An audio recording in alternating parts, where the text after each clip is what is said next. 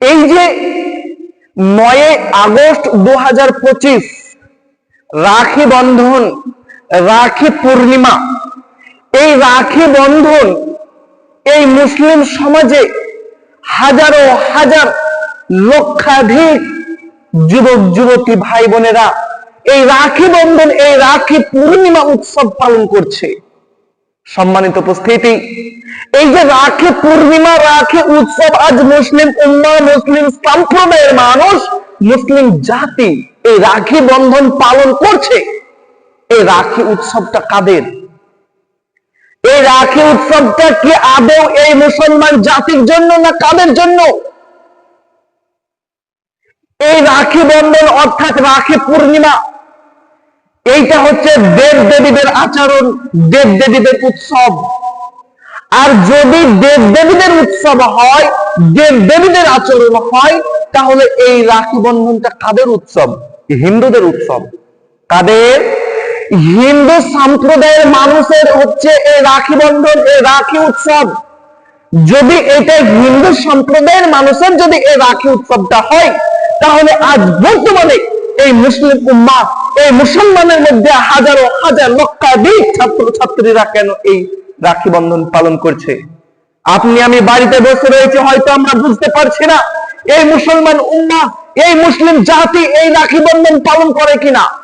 আপনি school college টিউশনে চলে যান, দেখতে পাবেন হাজারো হাজার যুবক যুবতী ভাই বোনেরা তারা রাখি বন্ধন পালন করছে। নাউজুবিল্লাহ। আমরা যে রাখি বন্ধন পালন করছি, জানেন এই রাখি বন্ধন যদি আমরা পালন করি তাহলে আমাদের কতটা বিপদ হতে পারে, এর ফলে আমাদের কি হতে পারে? আল্লাহ ও রাসূল সাল্লাল্লাহু আলাইহি ওয়াসাল্লাম হাদিসের মধ্যে বলেছেন, মান তাশাব্বাহা বিকওমিন ফাহুয়া মিনহুম। অর্থাৎ যে ব্যক্তি কোন সম্প্রদায়ের বা কোন জাতির সাদৃশ্য করলো, সেই ব্যক্তি ওই সম্প্রদায়, ওই জাতির অন্তর্ভুক্ত হয়ে গেল, তাদের মধ্যে একজন হয়ে গেল। সুনানে আবু দাউদ হাদিস নাম্বার 4031। কি বললেন আল্লাহ রাসূল সাল্লাল্লাহু আলাইহি ওয়াসাল্লাম? আমরা যদি ওই যে হিন্দু সম্প্রদায়, হিন্দু জাতির যদি আমরা উপাসনা করি, যদি আমরা তাদের সাদৃশ্য করি, তাহলে আমরা তাদের মধ্যে একজন হয়ে যাব। তাহলে কথা হলো যে এই রাখি বন্ধন, এই রাখি পূর্ণিমা, এই রাখি পূর্ণিমা উৎসবটা কাদের? ওই হিন্দুদের, ওই হিন্দু সম্প্রদায়ের মানুষের। তাহলে যদি আমরা ওদের সাদৃশ্য করি, আমরা যদি ওই রাখি বন্ধন উৎসবটা পালন করি, তাহলে আমাদের তাদের সাদৃশ্য করা হয়ে গেল। তাহলে আমরা তাদের মধ্যে একজন হয়ে গেলাম। আর যদি আমরা তাদের মধ্যে একজন হয়ে যাই, তাহলে আমরা কাফের হয়ে গেলাম।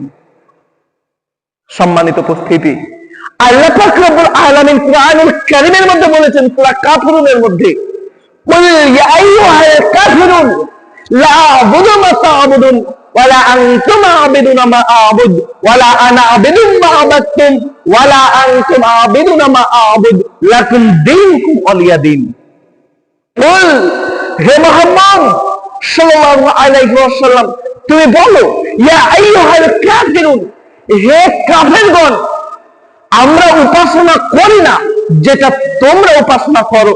তোমাদের ধর্ম তোমাদের জন্য, আমাদের ধর্ম আমাদের জন্য। আল্লাহ পাক রব্বুল আলামিন সূরা কাফিরুনের মধ্যে এই কথা বলে দিলেন। কি বললেন? মুহাম্মদ সাল্লাল্লাহু আলাইহি ওয়াসাল্লামকে বলে দিতে বললেন, সমস্ত কাফেরগণকে ডাক দিয়ে বললেন, হে কাফেরগণ, তোমরা যেটা উপাসনা করো আমরা সেই উপাসনা করি না। তোমরা যে উপাসনা করো আমরা সেই উপাসনা করি না। তোমাদের ধর্ম তোমাদের জন্য, আমাদের ধর্ম আমাদের জন্য। এই কথা আল্লাহ পাক রব্বুল আলামিন সূরা কাফিরুনের মধ্যে বলে দিলেন। তাহলে আজ বর্তমান কিছু আমরা নামধারী মুসলমান যুবক যুবতীরা রয়েছে, তারা এই আয়াতে, এই কোরআনের উল্টো করছে।